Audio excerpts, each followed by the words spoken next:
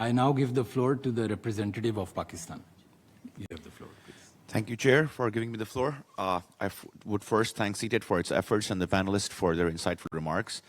Pakistan has remained at the forefront of CT efforts and lost thousands of lives in the efforts to eradicate terrorism from groups such as the TTP and BLA.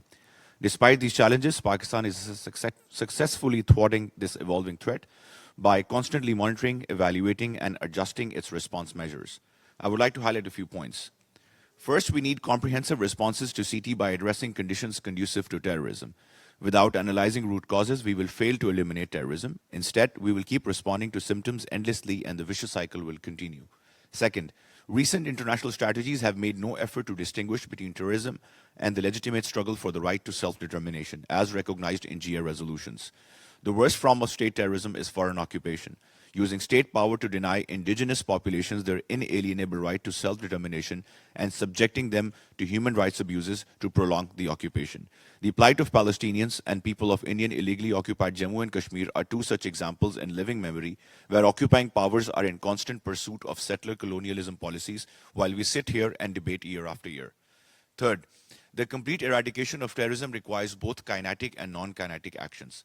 Fourth, terrorist groups are using the internet as a command and control center with technical tools like cryptocurrencies to transfer funds and dark web to recruit, organize, and execute terrorism.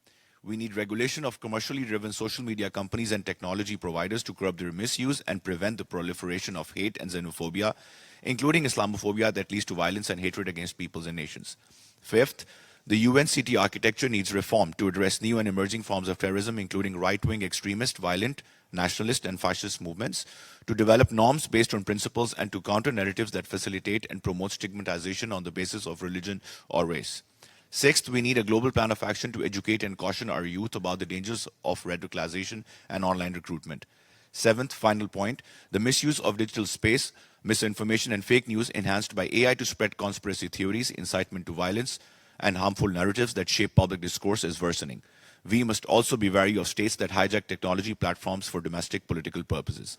I would like to seek the views of about the UN Security Council Resolution 1566 and why have we failed to address global terrorism comprehensively at the Council in the last 20 years, instead restricting ourselves to listing only those terrorist individuals and entities who are associated with Al-Qaeda, Daesh, or their affiliates. Thank you.